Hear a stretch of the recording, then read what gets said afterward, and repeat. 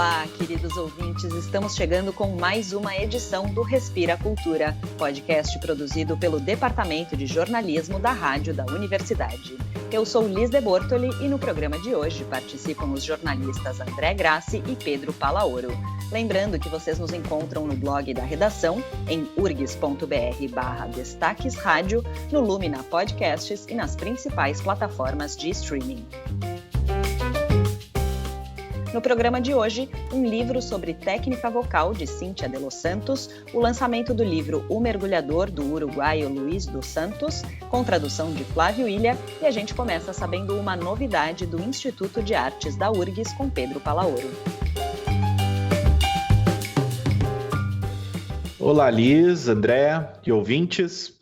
Essa semana muitas coisas estão movimentando a universidade, agora nesse início de agosto. Uma das iniciativas mais interessantes revelada essa semana foi a Orquestra do Instituto de Artes da URGS. Uma ideia que vem a público com o apoio do Departamento de Música, do IA, da direção do Instituto e da Pró-Reitoria de Extensão da Universidade, já que esse é um projeto pensado como um projeto de extensão. Em função da pandemia, várias orquestras no Brasil e no mundo vêm cancelando espetáculos e ensaios. E nesse caso, a estreia da Orquestra do Instituto de Artes ocorre de modo totalmente online, executando uma obra em vídeo. Todos os instrumentistas gravaram as suas participações em casa e depois uma equipe fez a composição e edição do material todo. A peça fez várias homenagens, dentre elas estão a saudação aos profissionais da saúde que combatem a pandemia e aos artistas que faleceram vitimados pela Covid-19, além de promover, claro, o protocolo de emergência de isolamento social. A apresentação também honra a memória do seu compositor, o Alberto Nepomuceno. Em 2020, são lembrados os 100 anos do falecimento do artista. A orquestra do Instituto de Artes é formada por jovens universitários que não tiveram nenhum tipo de contato presencial entre si nesta empreitada.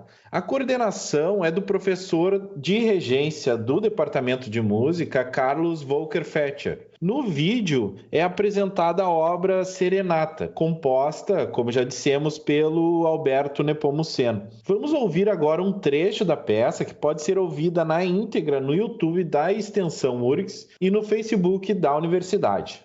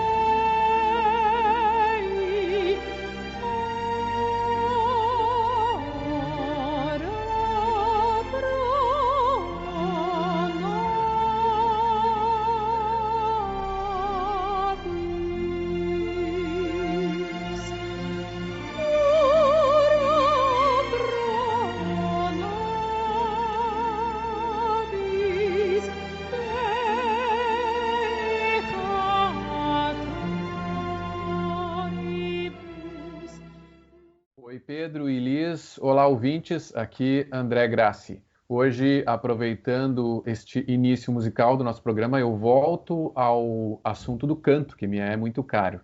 Eu já abordei no Respira, em mais de uma edição, as tentativas de se reinventar dos coralistas, maestros e preparadores vocais que estão prejudicados pelo distanciamento social. Mesmo com ensaios virtuais, vídeos, etc., uma coisa está fazendo muita falta: o encontro de verdade, presencial. Por falta daquela troca de energia, né, do contato do olho no olho, né? Então, e também da própria o som na acústica, onde a gente está presenciando no momento, a reverberação é maior, né, das vozes. Esta é a soprano, maestrina e preparadora vocal Cíntia de Los Santos, que lançou durante a pandemia o caderno 2 do livro A Arte da Técnica Vocal. Ela tinha publicado o caderno 1 em 2017 pela editora da PUC e prossegue agora com este segundo volume, justamente no momento em que os coralistas estão parados, ou pelo menos separados.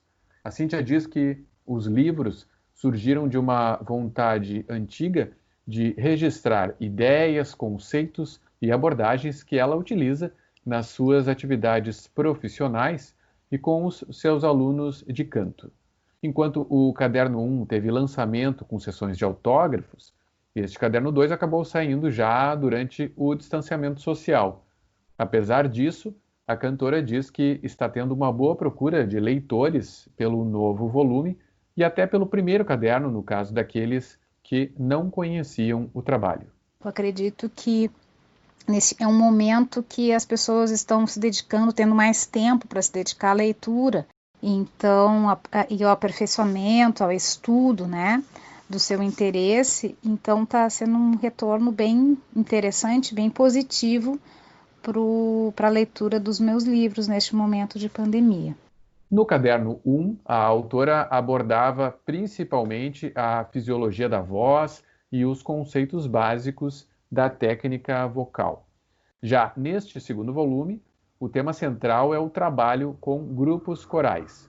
Ela convidou cantores a darem seus depoimentos de como a prática se coloca em suas vidas, e também maestros e educadores musicais que falam de suas experiências com grupos de diferentes níveis técnicos e objetivos. Esses relatos são muito interessantes para quem participa ou já participou de um grupo vocal.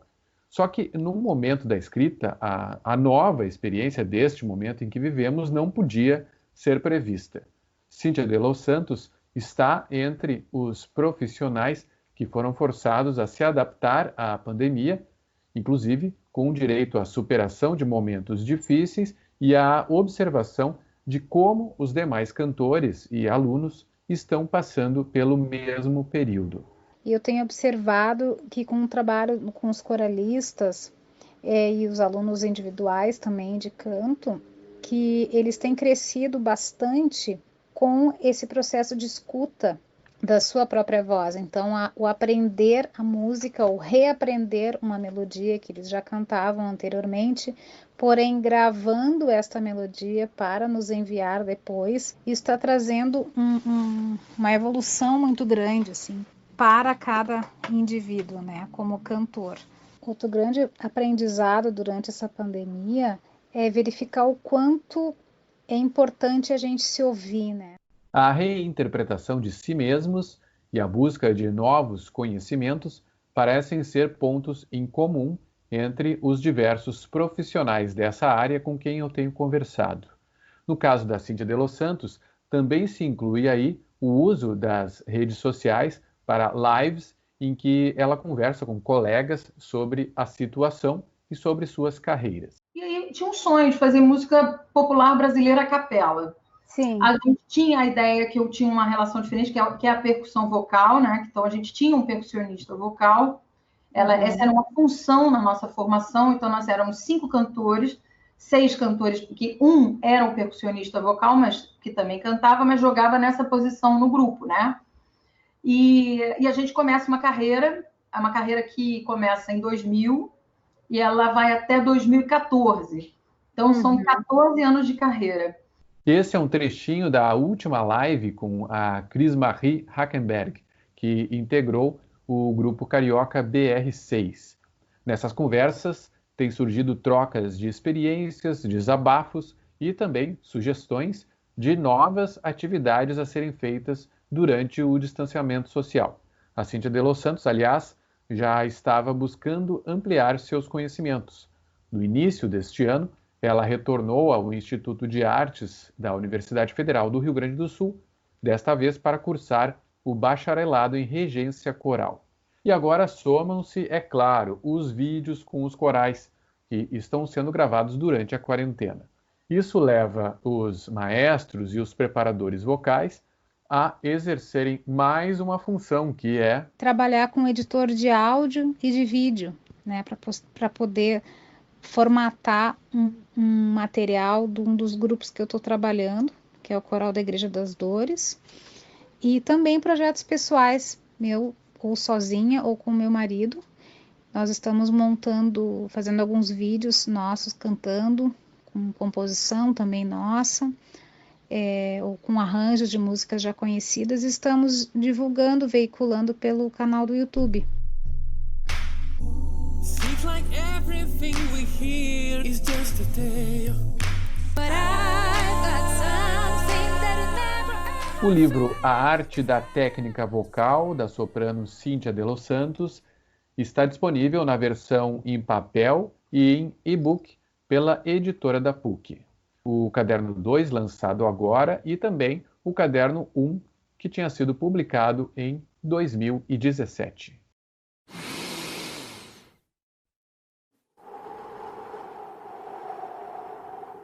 Respira Cultura. André, pouco a pouco algumas iniciativas vêm ocorrendo a despeito das limitações de mobilidade e de encontro presencial entre as pessoas, né? Um lançamento que eu gostaria de trazer aqui nesta semana é o do livro Mergulhador, do uruguaio Luiz dos Santos.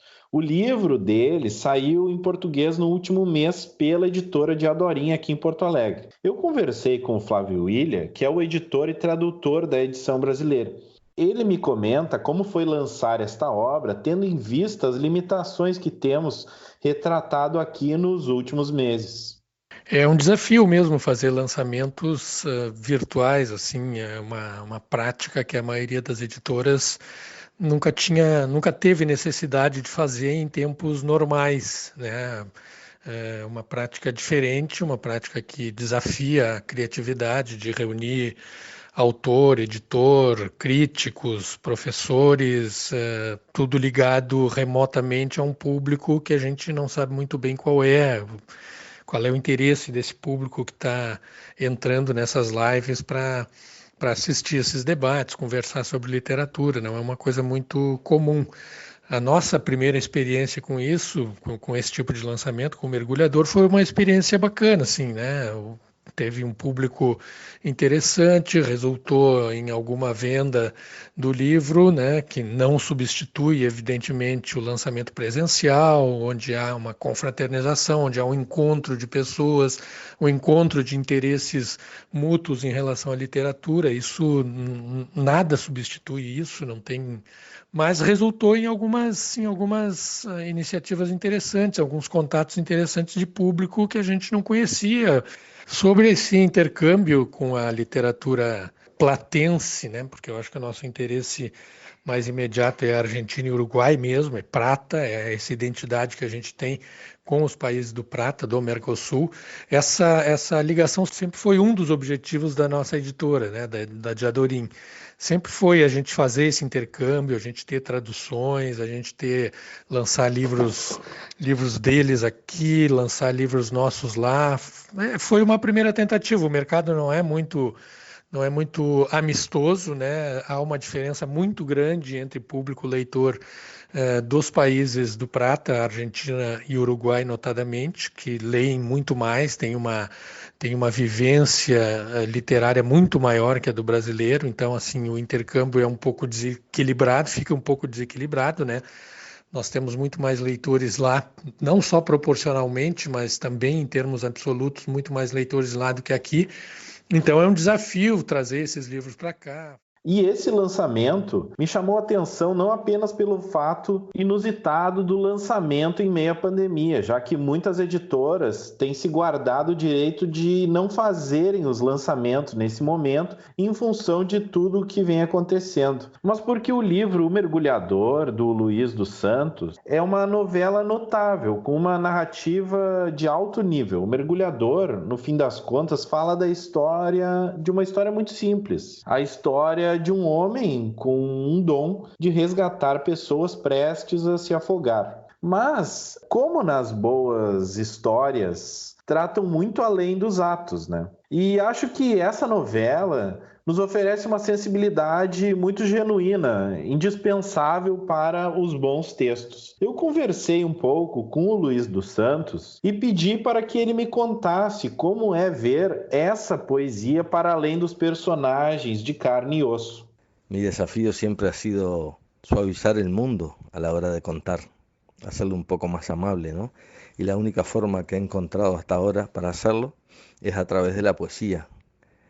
Sé que muchas veces no puedo lograrlo, quizás las más de las veces, porque es muy difícil encontrar imágenes o palabras que le pongan ternura, ¿no?, a lo terrible. Pero es mi búsqueda constante siempre a la hora de escribir. Siempre digo que salgo a buscar poesía para sublimar realidades de las que no puedo escapar. Y son siempre realidades descarnadas, ¿no?, que me duelen a mí como escritor, pero que tienen que ver con la propia vida de los personajes y que inevitablemente le dolerán al lector cuando se interne en ellas. Mis personajes trato de que tengan su propia vida y sus propias ilusiones, sus propios sufrimientos. El desafío verdadero es hacer de esos mundos en los que uno se pone a zambullir muchas veces, sea un universo más amable, ¿no?, para ambos, para los personajes, para los lectores y hasta para mí mismo. Sé que no existe una fórmula, ¿no?, para ello, pero el sentido de mi narrativa siempre será la búsqueda constante de contar, ¿no?, siempre contar a través de la poesía.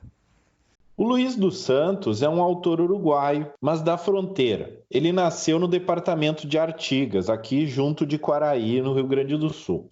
Desse modo, ver a sua obra lançada aqui nesse mercado editorial tão disputado e diferente do uruguaio fez dele muito feliz. Ele me contou um pouco do fascínio de ter a sua obra vista em português pela primeira vez, depois de anos vivendo junto ao Brasil e levando em conta todos os desafios dessa tradução, né? Bueno, es algo extraordinario. Simplemente es como un pequeño milagro, ¿no? Brasil ha sido siempre mi otra piel y a veces pienso que esa conexión viene de mis antepasados, de mis abuelos, de todas esas historias que andan conmigo desde siempre, ¿no?, y ya son como parte de mi vida. El proceso de traducción en el que colaboré con Flavio Vila fue una experiencia increíble. Poder leer en portugués las palabras que alguna vez tanto me desvelaron es algo muy difícil de explicar.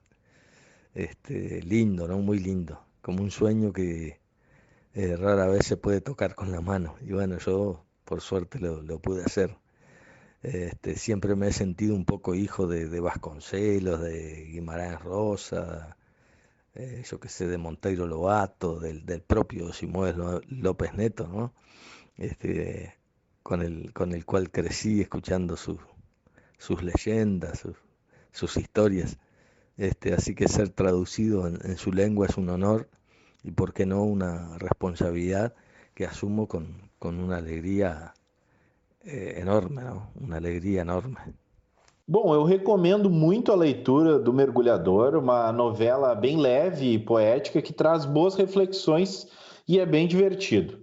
O livro pode ser encontrado à venda no site da editora de Adorim ou junto às livrarias mais tradicionais de rua aqui de Porto Alegre. Recomendo.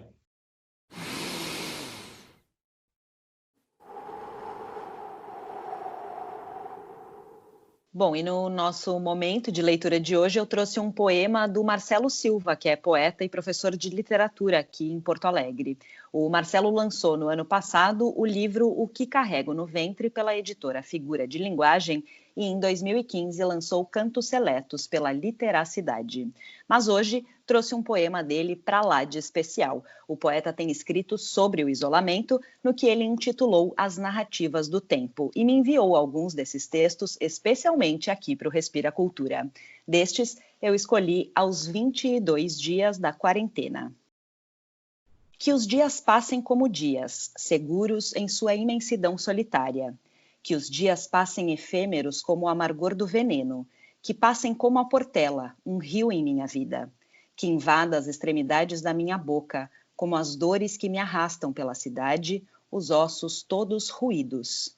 Que os dias passem através das tuas pernas, descobertas. Peço sempre que nada me salve.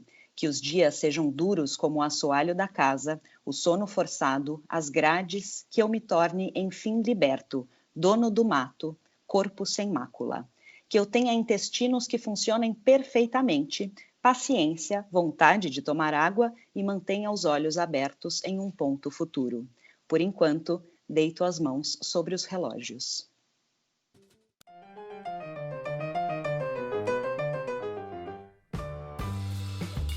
E assim, o Respira Cultura de hoje fica por aqui. O programa teve a participação dos jornalistas André Grassi e Pedro Palaoro. A apresentação foi comigo, Liz de Bortoli, e a produção é do Departamento de Jornalismo da Rádio da Universidade.